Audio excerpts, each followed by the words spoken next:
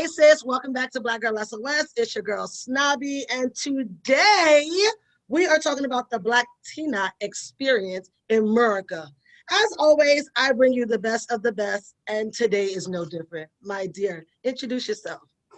Hi everyone, Jeja, Jess, Hola Matos. I mean, so many names, everything's fine. I'm so happy to be here. Comedian, creative producer, proud Bronxite, proud Dominican American, proud Black woman, all the vibes. I'm happy to share space with you, truly. I mean, All the what an time. honor.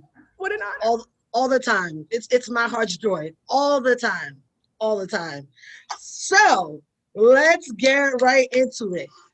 The reason why I wanted to talk to you in particular is because we're both Bronxites, right? And so I was talking to my best friend Lee, who's Puerto Rican.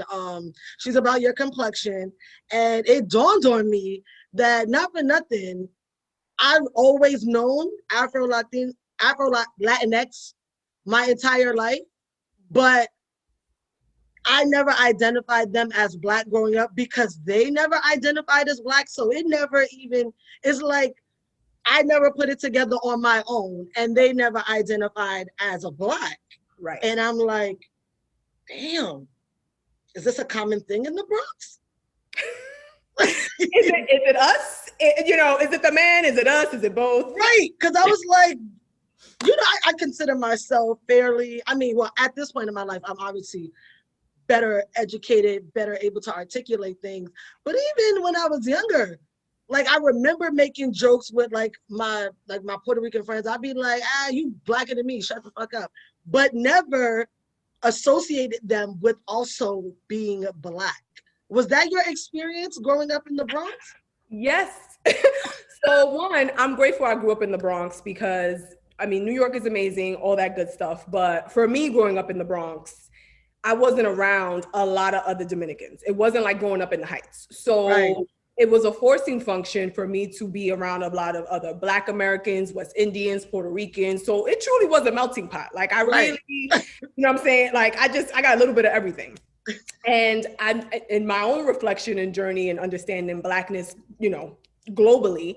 Yeah. I feel like for first gen kids, it's hard to identify as Black because your family doesn't identify as Black, right? And I think even for them, when they get to this country, the construct of Blackness is very much so Black Americanness, because when you think about colonization, white supremacy in third world countries, that's intentional. Nobody back home on the island calls himself Black. I think right now we're going through a lot of pivotal changes and cultural shifts in a lot of different parts of the world where that's changing. Yeah. But Black equaled Black American to me growing up. Right. So I never me too. I never even felt like I could say I was Black because I felt like that you're not.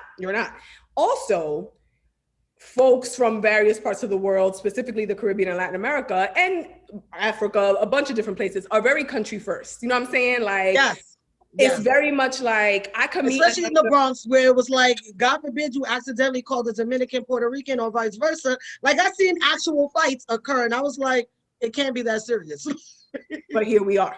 And so it's that for me. It's like, we can't even get it together on that front because it's like, cool, but like, I'm over here with this flag gang, right? So that was another layer for me that I was just like, I'm Dominican without the education and understanding of like, you're Dominican American. And the reason why for me now as an adult that's so important is because there's a huge layer of privilege that comes with that I don't have the authority to be like, I'm just Dominican, because I didn't grow up back home on the island. You know what I'm saying? I had my there. I had stints in summer camp, vibes with, my cousins and all that, but I didn't get educated there. I didn't, you know what I'm saying? I didn't experience it day in and day out. So even in my own marginalized experience, I have a layer of privilege. And I think that's another thing that a lot of Black folks are not willing to talk about because that's high key. That's the highest of keys. That's the highest of keys. And as I was like thinking about it, I was like, you know what? And it wasn't even just in my youth in the Bronx. I realized that also, even when I got to high school, like the Afro-Latinos that I knew were predominantly South American or Central American. And they identified as Caribbean or West Indian. And we already know the 500 layers of, I'm not Black. I'm not Black American. You're Black. Relax. Calm your fucking nerves because you too are Black. But because of that, the point being is that them identifying as Caribbean and West Indian also caused me not to associate them with being Afro-Latinos. But you from Guyana, like you literally from South America, bro. Like you are from Panama. You are literally you're amongst family. Okay. You're the people. You are the people. And then you add to the fact that I also didn't know about my own background and stuff growing up. Like for me, and even now still, I tell when people ask me, you know, do I identify as Afro-Latina? I said, yeah, but more so because I'm from the Bronx. Because that's a nationality. I literally was about to say, you've been snobby and sap since I've known you. So it's never, I don't need no ancestry.com. I don't need no because back home, everyone adopts from each other's cultures. Yes. You know what I'm saying? Like it's never, it's everybody's in it together in a very special way. You know what I'm saying? Yes. So yes, of course you get into the like, you Puerto Rican or you Dominican or you Black, but at the end of the day, down to even like the party scene, you know the vibes. You could be at somebody's baby shower. You bound to hear every genre of music. Everything. Period. Like that's just what. And even when we went, even in Buffalo, it was the same vibes because the city just basically went to Buffalo. We just. I'm about to say we basically imported the boroughs. Period. So the big culture shock for me was when I moved out to LA 3 years ago. Because, you know, outside of, country beef and all that other nonsense, it's like, I was used to seeing Black people like me, like you, who may or may not be able to bust something out in Spanish, period. So it didn't even occur that, you know, when I moved to LA, people legit like at the supermarket or whatever, just like, like they didn't know what to, they're like, what do you mean? You speak Spanish? I'm confused. Like mine equals blown. And what I noticed here in LA, and I don't think this is to be about every experience, but I noticed that like, if you Black over here. And if you any kind of Latino, or you know how we say back home, Spanish, over here. Like they're really not, you know, I like to go on I'm so woke, I don't say Spanish anymore, but I'm like, Spanish people shit, let me, total quick sidebar. This really happened. First of all, we all from the city know that is a colloquialism that we use. We know that. I was with some friends at a sporting event, and I was asking my Latino friend if his girlfriend was also Latino, but in New York. And I was like, yo, she's Spanish too? He was like, no, she's not from Spain. I was like, relax. Sometimes people be so woke, they got to go to sleep. Like, go take a nap. Save the DEI for your employee resource group. Turn it down. Just a notch, like, because you know what I'm saying. I know she ain't from Spain, sir. You're not from Spain either. Shut the hell up. You know what I'm saying. Yep. Like, yes, all that. So when I moved out here, that was a very like, oh shit, like I'm really Dorothy, click heels. You are not in Kansas anymore. Like the jig is up. And by forcing function, it also gave me an opportunity, whether with my coworkers or friends that I had made, to talk about my lived experience being from the Bronx, being Dominican American, like all of it. It was just very like conversations that I guess back home I had the comfort of not really having to have at that time, because we was all just in it together. It didn't, it mattered, but like high key for fake. But high key didn't. Right, exactly. So it wasn't until moving out here that I was like, oh wow, like, yep, this is real different. This is real different. And even with a lot of like my white colleagues, or even a few white friends that I do have, because I'm inclusive. Listen, we love everybody. We love everybody that loves us. The only people I don't like are people that don't like me. Period. So even for them, they're like, well, what do you mean? Like, we might have this kind of show, or we might be, going to this type of event with this, panelist or whatever. And I'm like, it's not enough, because if you take a moment to read the room, they might all be Latino, but they all look the same, usually white or lighter. I'm about to say, usually Blanco. Okay. Heavy on the palm.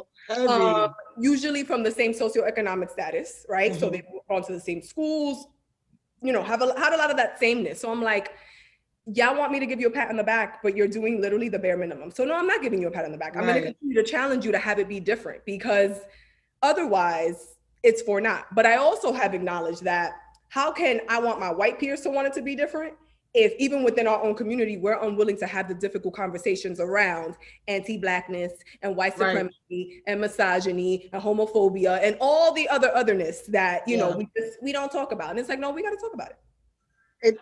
Perfect segue. I'll come back to colorism because that's, there's no way we're skipping over that.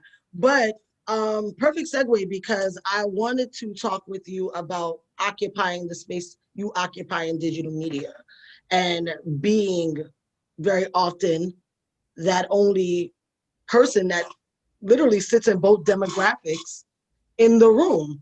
Like, what is that experience like? Because, do you feel like sometimes you're forced to choose? I'm a Latina for this, I'm a Black for this, I can only speak to this experience. And then like as a second layer, like, what is it like to, because you're the only person in the room very often, you become the monolith that we keep saying we're not? Yes. So loaded question. If I had to answer with one word, the word would be exhausting, because I'm never not beating the drum, right? Right. Beating the drum with, you know, maybe my Black American friends around like, hey, look at these other places in the world that maybe don't speak English or French but they speak Spanish and they are also Black, right? But on the flip side with Latino folks, hi, what if I told you that there are Black Latinos, but just because there are Black Latinos doesn't mean you're a Black Latino, so you also have work to do. Right. Like, it's just a constant, and then being a woman, right? So that's just the additional layers, always. I feel like I am forced to choose, but in the way that for me, I'm comfortable with. And in that choosing, I always go in with it. I'm always gonna be a Black woman first, period. Facts. That's not a vocabulary or even an awareness I had, you know, even in my 20s, to be honest with you, because it wasn't something that I was forced to really think about. But I also was never ashamed of my skin complexion or, you know, any kind of complexes around that shit. Like that just wasn't a thing for me. But being able to explicitly say I am a Black woman first is something that has been very recent for me. And not on some like pick me energy, like, oh my gosh, I just discovered I'm Black. It's not that. It's the intentionality of like, no. This is who I am. Because you could blindfold me, drop me off in France. Before anybody even speaks to me, they're gonna see a Black woman. That's that. So I always go into it with Black people because at the end of the day, that's what it is. I talk a lot about Indigenous representation as well, because that's not something that's in my lived experience, but it is a huge demographic within Latin America, because shout out or unshout out to Christopher Columbus, like he was not the first, bro. So the reality is, bruh, you can't find something that's not lost. Hello. Conquering asses. But you know what? And so it's also a lot of education with folks across the spectrum around, hi, what if I told you that Spain, like they're the colonizers too. It's not just the British. It's not First of all, I'm like, they're number 2. They are literally number 2. It's the second most spoken language. It's the second most spoken language in the world. That's all you need to know. How do you think the language got there? Hello. Nobody, Amazon Prime did not drop that language off, okay? There was no Duolingo. There was no Rosetta Stone. People weren't opting in. No. And it's funny because in the workplace, you know, microaggressions are abundant. And I remember someone a few years ago had said to me, like, why are you speaking Spanish? And I was like, because I know how to speak it. And like, the fuck? First of all, it's a fucking language, sucia. Period. In this instance, it was a sucio, but same energy. You know what? Don't matter. Right. Which also made it worse because it's just like, shut up. Like, you always want to be in it. Shut up. You don't have nothing to do. Go type a document. Get out of here. In one of my earlier stand-up sets, I talked about how like, yo, I didn't pick my colonizers' language, bro. Like they showed up. Like, so I don't know what to tell you. Like if I had the chance to pick, I don't know, maybe I would have picked Mandarin. I might have picked something else. I don't know, right? But I'm grateful that I can speak it, and also shut the hell up. Because shut up. Because if I was a white woman or a white man, you would be so impressed. Oh my God, like it would be the complete opposite, right? And I think it's also the realization of like the backhanded compliments. You're not complimenting me for being articulate, for knowing how to speak Spanish well. Right. No, I know how to speak it well because I know. Very interesting you say that, because so there's this white girl that I know. She speaks Spanish fluently because she studied abroad or whatever, but she speaks it sounds white, right? Like, you know how I feel about people that don't roll their fucking R's. Like, keep it to yourself. Just keep it to yourself. Put it on the shelf. She's like, did you put Rolos in your hair for the bounce? Like, do you want the clock? Yo, let me tell you, quick sidebar, but related, being out here in LA, a lot of the street names are Spanish. Yeah. And the wet baby, I'm like, El Segundo. Like, what is so hard? Yo, the barrio will forever be my favorite thing ever. The barrio. I'm like, just stop. Just enough is enough. I can't. So this white woman that I know that speaks Spanish, she goes out of her way to let us know that she speaks. Yo, sis, that's not gonna it's not gonna change anything for any of us. Like, so you can talk to me in English, because my Spanish ain't that great anyway. I'm gonna tell you right now. You go ahead and give me that in English. Like, and when I mean like overdoes it, goes out her way, like regular apps on the phone, like you'll hear a notification go off in SAP. And it's like, whoa, relax. We're in the city. It's okay. I feel like a lot of brands do that too, where it's like, really? I feel like a lot of brands do that thing where, of course, you know, every day I'm learning something new, right? And so a big piece of why it's important for me to say I'm a Black Dominican American is because that American piece makes a huge difference in my life. I don't know what my life would be like if I was born and raised on the island and stayed there. Like, I don't know, right? So I acknowledge that comes with, as fucked up as America is, that comes with a level of definitely comes with privilege though. 100%. That blue passport, I mean, pre-COVID, that shit was lit. This is what I'm saying, right? Like, it held some weight. You know what I mean? Shit, a little lit. Okay? It was like the LBB of fucking passports. Like, so what I noticed though is brands really, yes, the Latino population in the US is massive, but brands really be trying, and to the point where it's just like, just fucking speak to us in English. We get that we speak both languages, but you don't gotta insert casa for house. Just fucking say house. Like it feels so forced. It's really like cringy sometimes, because I'm like, that you thought that was a good choice. So, okay. And also it's stupid because like, they don't randomly throw in, Italian in shit. It's like, you don't sell me spaghetti sauce and say, oh, come and have spaghetti sauce with your fratello. You don't say that, right? You be like, yo, you and your family had some prego and y'all move on with the day. So you don't need to throw the random vocabulary word of the day, because I'm not buying what you're selling anyway. That. And it's also the assumption that all Latinos in the US speak Spanish. Yo, a lot of them don't. Big facts. But that's because they never wanted to learn it, or their parents assimilated or forced that on them, or whatever the case is. A lot of Latinos don't speak Spanish here. So just fucking speak to them in English. Like, I can't. Not to derail us, but that you just made me think about how brands are even. It's not a derailment at all. It's all a part of the Blacktina experience. It's truly like, it's a lot. And between that, and then also, everyone's favorite buzzword, Latinx. I'm gonna be honest with you. I don't even know where that shit came from. I feel like I blinked one day and everybody was no longer A or O, they were X. Hashtag same. I was like, oh, that's what we're doing, right? And I understand the gender inclusivity of it all. I personally, when I'm thinking about, obviously, and if I'm on panels or whatever, I personally like to use the term Latine, because for me, it actually translates to the language. Like the X, it's a no for me, dog. But it's a no. But some people like to use it. So who am I to tell you? I give the people what they want. Latinx is what they like. I give them Latinx. And I'm going to tell you right now, Black people only using Black people, period. We're not throwing no X's on shit. Everybody just Black people. It's team too much, right? It's team too fucking much. And I feel like I'm in a constant, like, asking for more in a lot of the spaces that I'm holding space in. Like, cool. You got that initiative, or cool. There's this deal coming in, amazing. But what about X? Because I feel like in a lot of corporate spaces, I'm corporate mommy all day. Let me get these benefits. Let me get this check every 2 weeks. Okay, I'm not mad, right? Nothing wrong with it. But in a lot of corporate spaces, we did a thing. Okay, now we can relax. Right. No, you did one thing and you barely did that. So February don't count. That part.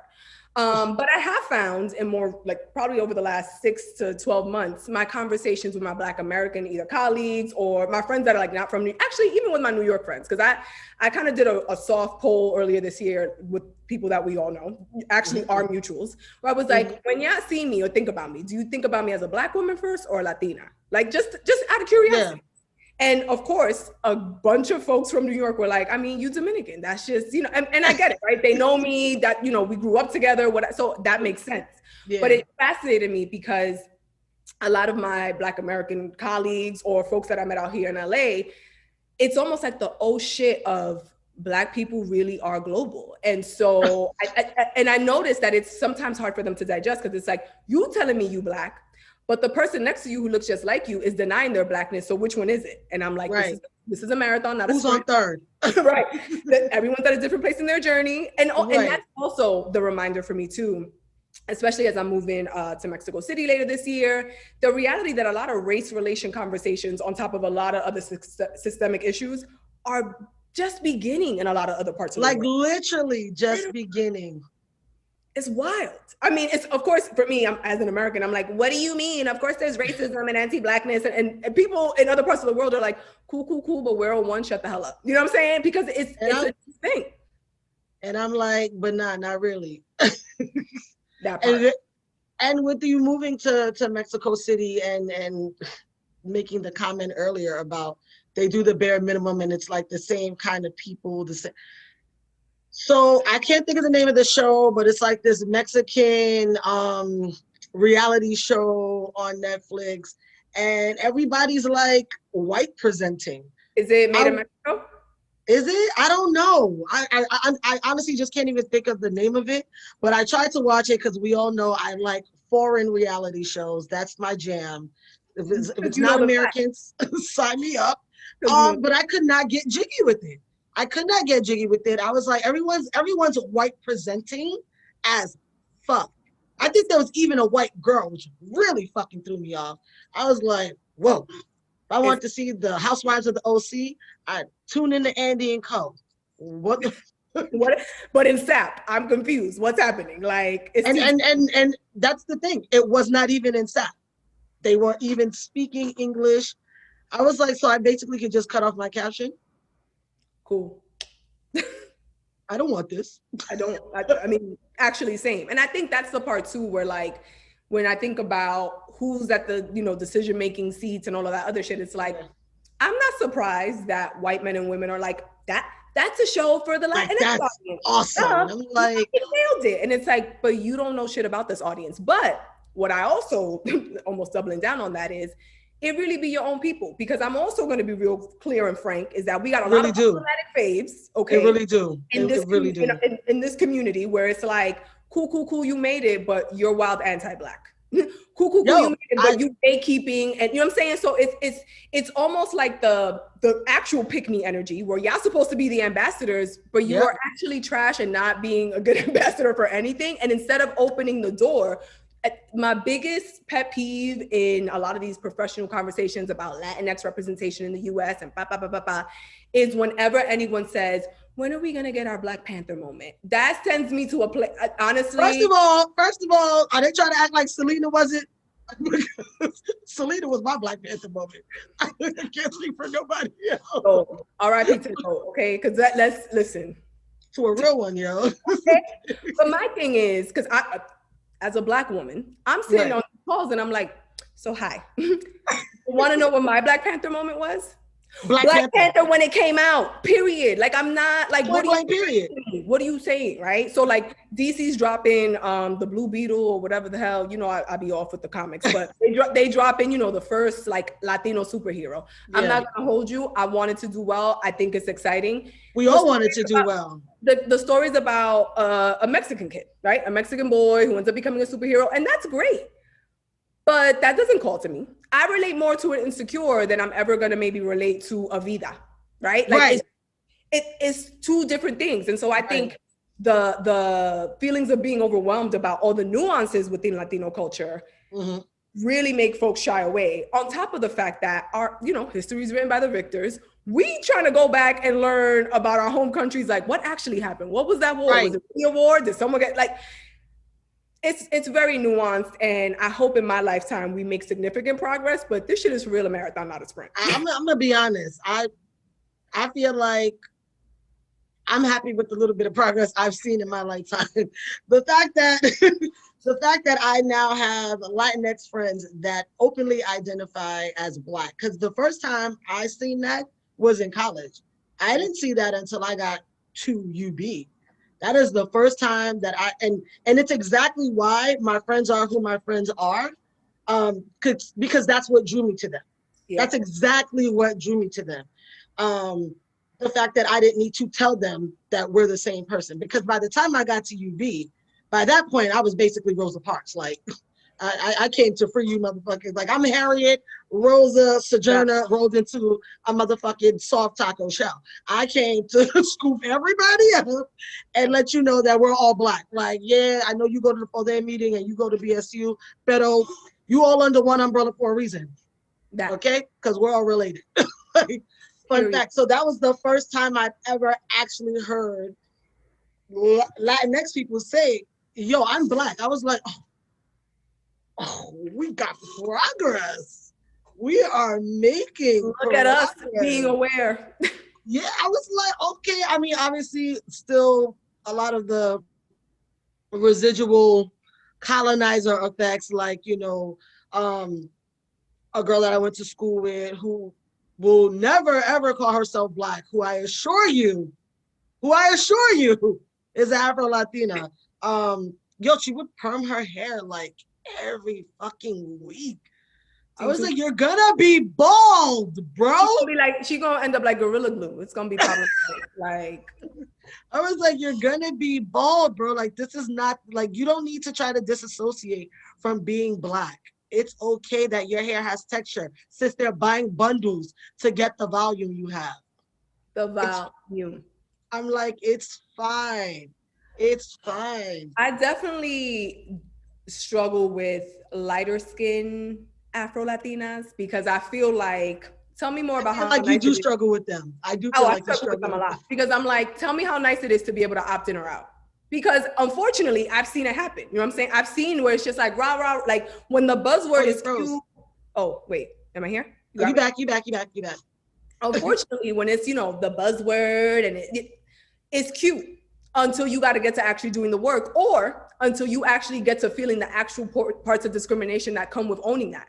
Right. So which one is it? You know what I'm saying? Like that, it's that for me. And again, the reminder of you can be Latino and not be Black, and that's okay. I'm not, you know, hanging you at the freaking stake because you're Latino, but you're not Black. But right. I am expecting you to understand the difference and to not, one, think that you can just appropriate Blackness when you feel like it. Right. And two, advocate for Blackness in the spaces that you're in. And that doesn't take away from oppression you might feel. Because I think that's right. The other part in this very woke world. It's like the oppression Olympics. Like everyone wants to First of all, everybody wants to be oppressed, and I'm fucking befuddled. Meanwhile, back at the ranch, I'm doing everything to try to not be oppressed. I don't want to feel oppression. I don't, it's not joyful. I don't enjoy it. I don't seek that out. Like, I don't. No. Consistently baffled at and you know, they're not woke to me. Half these motherfuckers are sleepwalking. I can't. The slow taps, I can't even. Oh, that's a whole, you know what? I'm gonna keep us on schedule because if I open the slow tap box. Oh yes, keep going. We're gonna be here forever. Oh wait, you froze for a second. Am I frozen for you? You're frozen. You froze for like 2 seconds, but you back.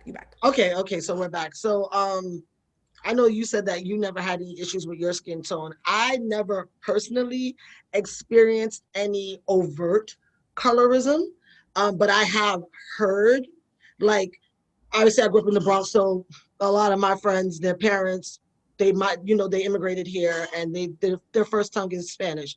And which is how, you know, I learned the language predominantly. I mean, I studied it in school, but I learned it from being in Spanish households all the time.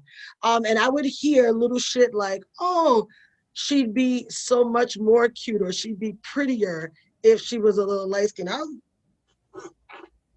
Bitch ain't talking about me. Bitch, I'm a chocolate gumdrop and I'm serving looks. Are you crazy? Who you talking to like that? Not me.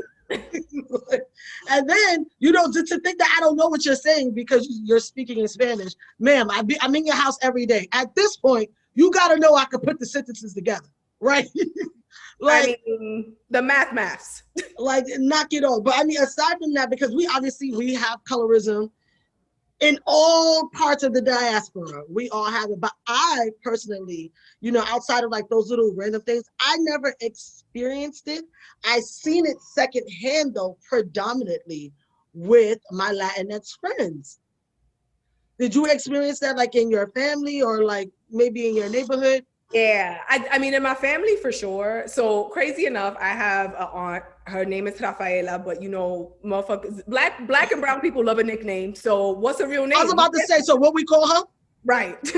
Like her name is X, but that don't matter. So she's my tia Blanca, which for those of you who are not fluent in SAP, Blanca is white. That literally is the translation. Literally. And my tia Blanca is maybe like a 0.5 shade lighter than me. I'm not gonna hold you. Like she is Relax yourself. She's not Blanco at all. At all. At all. But so she's not even my mom's complexion. No. Good night. I've had enough. I've had enough.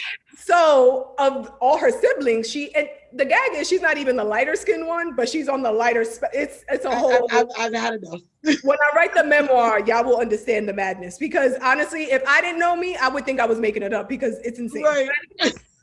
I was interviewing a few of my great aunts for this project I'm working on, and I had asked them a lot of these questions, like, did you experience racism, growing up, and da-da-da. And a few of them gave me the like all lives matter, like, we're all Dominican, so it doesn't matter. And I'm like, bullshit, but okay. Respectfully, bullshit, but okay. But then my aunt Luisa, who actually, she's the only one who, her name is actually Luisa, we call her that, which is hilarious. Oh, wow, that's a rare feat. She's a unicorn for sure. She was very adamant about making sure we all understood we had Haitian roots, or like she was never dismissive about that. Come through. And not to say that anyone from the Dominican Republic or on the island currently, like the only way you can get your blackness is through Haiti, because I also feel like there's a lot of denseness amongst my people, and I feel like I could say that respectfully. Like I want to make it make sense. Like if you look at actual maps and slave trade distribution, like I was about to say, you can run that transatlantic routes and yeah. Quickly, right? But I would hear things like, oh, se salvó porque blanco. Like, oh, he's lucky that he's white, he's lighter skin. Like, no, he's still ugly. He's just in white skin. You know what I'm saying? Like, what? Or, mejorar la raza, or, little things like that. Yeah. But I think what helped me growing up is my mom and my biological dad are both blackly black. And my dad who raised me, he's black, well, he was Black American. And very light skinned, probably like Charo, I would say. Yeah, okay. Not a little bit lighter. But I grew up like in a house where blackness we black, you know what I'm saying? Like it never felt like an othering. But I also acknowledge that for my mom, she was goddamn rebel, right? Because it's like, not only did she, marry or divorce my dad, but she married a Black American. Even though he's lighter skinned than most of the people in my family, that was like, oh no, my God, like you would think the world was over. And of course, they ended up falling in love with my dad. He was, my grandma, that was like her son until he passed. And so, he was very much a part of the family. But I never grew up with that, like, oh, you know what I'm saying? Like that weirdness for me, at least. But I had a lot of family members, aunts and cousins in the Heights, or even back home in DR, just little things. And, getting relaxers all the time and little things like that. But on the flip side, I also... I grew up being called like morena or negra, and I never, in academia, Twitter and Instagram and all this other stuff, it's like, don't own those terms anymore. They're oppressive. I'm like, I ain't gonna hold you. When my people call me that, I do not feel oppressed. I'm gonna hold you. I don't know if you remember, what was that social media platform? It was, so it was a Black Planet, Asian Avenue, Mi Gente. Yo, my name on Mi Gente was Miss Morena Mami. Please address me. Know me. Know me. Like, it's just, I never grew up thinking that was anything. And even now, wasn't, at least in New York, it wasn't derogatory. It wasn't like, it was like New York. Right. It's like, thank you. It's like, to me, regular. Like, I don't understand what the issue is. And so interestingly enough, coming out to work in LA, meeting a lot of different, you know, like meeting more Colombians and people from different parts of the world, hearing that folks that are even lighter than me with straighter hair but darker features also got called that was a trigger for me, because I was like, what you mean? Right. Oh, they're not wear, negative wear. Like, I wish you would, like, because it felt like, no, that belongs to us, back up, get your own little thing, right? But, you know, an education in culture, because again, going back to being Dominican American, there's a lot of shit about Latin America I do not know, because I have yet to live there, work there, get educated there. So it's easy to come into it like, without actually knowing the context. And I'm excited for an opportunity to really just be a sponge and learn all about it. And along the way, that should be interesting. I can't wait to visit, obviously. I mean, you know the vibes. Mexico City has all these museums that I've been dying to go to. I have like this whole to-do list. I'm so excited. And me, you, and Rick are doing our trip. Please be clear. Me, you, and Rick are going to Honduras to turn all the way up. I'm ready. All the way up. I'm ready to meet more Black people in Latin America outside of DR, Puerto Rico, and Cuba. And not to say that I don't still want to dig in deeper into those avenues, but like, I want to see more. But there's more. There's more. But wait, there's more.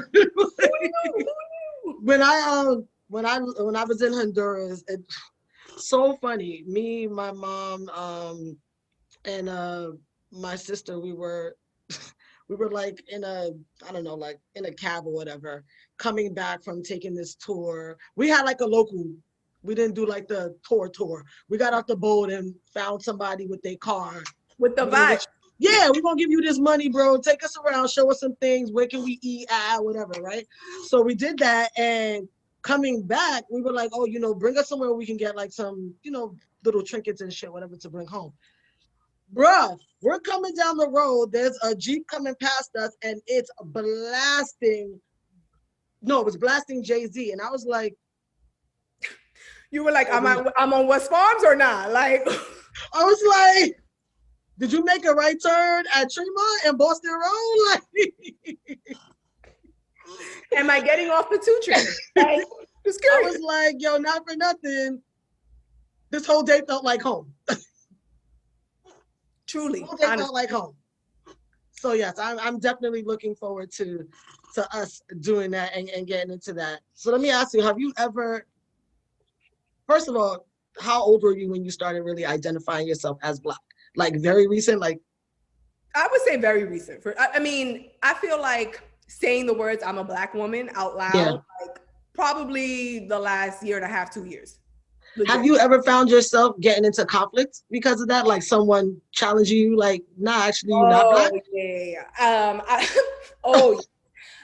I find that in corporate spaces, Black Americans sometimes are like, no, you're not. And I'm like, but I am. So what you gonna do? Like, you know, like, it's like that Diddy gif where they're just staring at each other, where it's like, we could do this all day. Like, you know, I have found that to be true. I think the biggest part for me that has been frustrating and exhausting, but still worthwhile to do the work, is like, Blackness is not a monolith. You know what I'm saying? Like the continued reminder of that. It's a lot, because I just feel like, what is so hard to understand? Like, I don't get it. This is not difficult. And I find it strange. I expect that more so with Black people who don't present Black. Well, you present hella Black, but I know my people. I know my people. You know the vibes. You know the vibes. I know. My God rest my grandfather's soul, but he was a man of a certain generation, and they say a lot of reckless shit, and then to find out, you know, years after he died, that, like, I think it was his grandmother, either his grandmother or his great grandmother was Cuban, and I was like, sir, all the shit that used to fly out of the audacity. The audacity. Like, for real, bro. But I feel like the interesting part, or at least the like 30,000 foot view, is when Black people from Latin America, the Caribbean, come to the States, already you have usually the language barrier, right? Most motherfuckers, unless you in a country that was already speaking English, you're likely not fluent, right? So that's already a barrier. Yeah. Then two, it's like some for real, survival of the fittest, right? So you're like, well, you know what? I'm gonna stay insular to my people. And then because the white supremacy machine is what it is, it's us versus them. Meanwhile, I could ranch, I stand next to each other, yeah, damn near cousins. Like, you know, it's very much that. And I know, like, I definitely remember growing up, like, people getting made fun of because they spoke Spanish, you know what I'm saying? Like, so it really, in hindsight, it really was like all love, but also like death by a million cuts on each side, you know what I'm saying? Like, oh no, it's a moreno, or oh no, look at you with your guala guala shit. Like, you know, like it's so interesting to think about it from that perspective now, because back then it was just like, I mean, it builds character. You all right, you know, like whatever. I mean, it's not, especially in New York, because it was New York is I always say New York. Everyone calls New York a melting pot, but it's actually a bento box. It's very sectioned off. It's everyone is with their people. There's Harlem, there's Spanish Harlem or El Barrio. There's the Bronx, and the Bronx is sectioned off. There's Little Italy. There's, you know, Riverdale, where the lighter folk live, you know, because God forbid they blend in with the rest of us. So like our city, Queens, is like, you know, you got where all the Mexicans live, then where all the Colombians live, and then where the Asians live. And then, you know, the Asians are apart from one another. The Chinese live here. This is Chinatown. The Japanese live over here. Koreatown. Like, New York City is so fucking segregated. When people be like, this is the melting pot, I'll be like, sis, it's a bento box. Promise you. Promise you. And with that context, it's like, yeah, you know, we grew up in New York, so it's kind of like, well, we're all the same, but we all still grew up like very like, but these are my people. 110%, 100. Like, I kid you not. And then there's the model minority inside the minorities. Like, I've had first of all, I've had African friends tell me to my face, oh, you know, I don't like invite you over because, you know, my parents don't really fuck with Americans, and I don't. And you're like, in America? I'm like, in America? They chose an interesting place to come to not fuck with America. Maybe should have gone to, like, I don't know, anywhere. Not America. New Zealand, Australia, like. I mean, there are a lot of countries doing better than us. They could have gone other places. No, I'm not gonna hold you though. I think about that often. Like, why? I mean, I know the actual rational reasons why, but I'm like, we really could have went anywhere. Y'all could have picked any place. y'all chose the Northeast. That's not our climate, bro. I'm just not gonna hold you. We were not built for that. Okay, I'll tell you a quick story. My mom, when she came to this country, it was December, I always mix it up. I think it was 72 or 74. And she landed at JFK.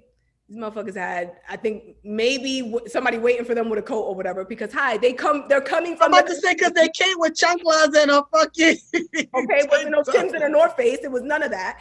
And my mom saw a exit sign, and in her mind, it represented éxito, which means success. So she's like, wow, like, this is a great omen. And of course, like, now in her like snarky way, she's like, if I had known then. But like, I think about that. I think about that a lot, because I'm like, yo, like, I don't have the immigrant experience, right? Like, I was born.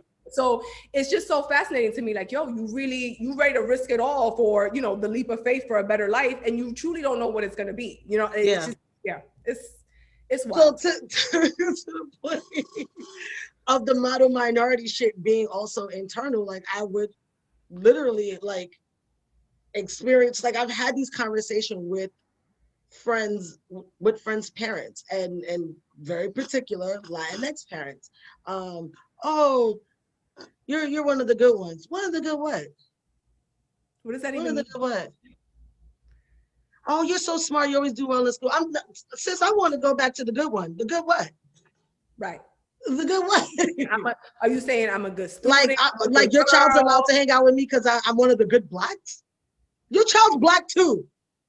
Beloved, I hate to shake the fucking table for you, and your child's not even one of the good ones.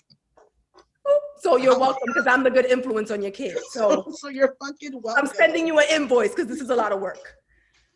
Interestingly enough, how I identify and dating life, again, in hindsight, is something that I'm like, oh, that makes sense. So I've dated, I say that loosely, dated. Right. I've enjoyed the company of gentlemen.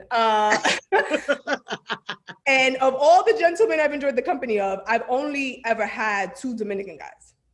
And I remember always feeling like Latin men never thought I was like Latin enough. You know what I'm saying? Or, you know, you're not domesticated enough or this or that or whatever. So that combined with growing up in my Black ass household with my Black dad, I was like, yeah, no, like Black American dudes all day, every day. Like, yeah, give me the Blackness, right? And now I'm finding, as I'm having more and more conversations with my guy friends and things like that, even in the spectrum of my guy friends, both Black American, Dominican, from the Caribbean, everywhere, there's still like that colorism bias and that very much like it always fascinates me. Like, so you fuck with her for real or you fuck with her because she light skin? You know what I'm saying? Like, because I was about to say real fucking heavy. And I'm not even gonna hold you. A lot of my cousins have Puerto Rican baby mothers, right? Very on brand for the Bronx. Very on fucking brand for the Bronx.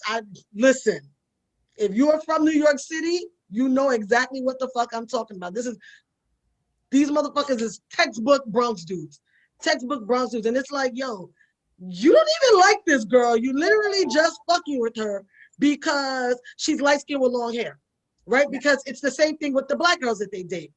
They also could pass because they're all light-skinned with long hair. Don't tell me it's a preference. Some things are preferential and some things are bullshit. And I'm gonna call bullshit on that. I'm gonna call heavy bullshit on that. Like, knock it the fuck off. Like, enough is enough. And growing up in the Bronx, like, honestly, for a long time, I probably still don't, not for a long time, to this very day, I never considered Black Americans and Latinx people dating a mixed race date. Like, because you motherfuckers all the same. We all in it together. So what do you mean? Like, so I never considered that. So when I got to UB and you know, one of those fucking workshops or whatever, probably a frat was hosting or whatever, and it was like, oh, do you date outside of your race? And I was like, well, I've never dated outside of my race. And they're like, oh, you never dated, you know, like a Puerto Rican or a Dominican? I was like, that's not outside of my race. Now you asking me like a white Australian? I was like, I've never dated a white dude. I was like, that's what I thought you meant. I was like, I've never dated an Asian dude. You know, I've never dated an indigenous man. I don't have those experiences. But if you're asking me, have I dated someone who probably also grew up in the Bronx? Yeah, y'all all fair game. We the same. Listen, New York is a nationality, first and foremost. Be clear. Let's just call that what it is. Miss me with the nonsense. I'm not going all granular with you. But be clear. You know, I've had my hair short for a minute now. Other things I've noticed, like, and shout out to therapy. I noticed in working through a lot of things in therapy that a lot of my resistance to being more domestic or at least when I started getting my hair cut really short or even growing out my hair was like an act of rebellion. You know, in hindsight. I mean, now I just love this shit and it's convenient for me. But you know what I'm saying? At that time, it was like, no, fuck it. I'm gonna just cut all my hair off. You know what I'm saying? Like, because again, based on what a Latina looks like, no, I don't have a big ass and the curves and all that other shit. I don't have, like, I'm not the light skin or, you know, the dark enough skin that I know you're not white, but the light enough skin that you're not black. Like that's not me. You know, all that cooking and cleaning shit. Like, now as an adult, I'm making a more active, like, no, I actually do want to cook. But I remember growing up, in my mind, based on my environment and, you know, growing up in the Bronx, being domestic, having kids, all that other shit equated to being stuck. And I just refused. I was like, not on my watch for self. No, oh, thank you, right? And I can relate with that 3,000%.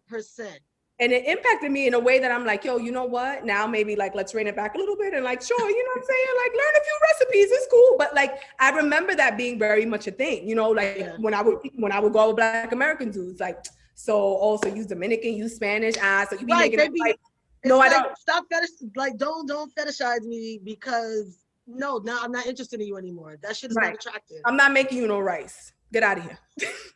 You make me some rice. With this fucking con. Okay. So yes, all that to be said that it, you know, it wasn't something that my family thankfully didn't like, you know, traumatize me with, but I saw it enough in my environment that I was like, like again, at that time for sure, but now as an adult, I'm like, oh, the math actually does matter. The math actually matters. Yeah. It's so true. Thank you so much for spending some time with me, having this very candid conversation. I'm sure you'll be back because we've got a million things. Listen, we got topics on topics, okay? Exactly. We've got annals of topics, so we will be back. I appreciate you overwhelmingly. I'm super proud of you, super happy for you. Love you loads. I love you. Ladies and gentlemen and ladies, everybody in the queendom, I will let you know where you can find her. Definitely try to check out her comedy show the next time that she does it, because she's actually kind of funny. How about that? Making them laugh. I'll be making them laugh and ha ha and ha ha with the J. If you do not already, make sure you are following the Thea Chronicles. Make sure that you are following Black Girl SOS, girl with the Y, not with an I. Follow the podcast on your favorite platform. And until next time, y'all have a good one. Peace.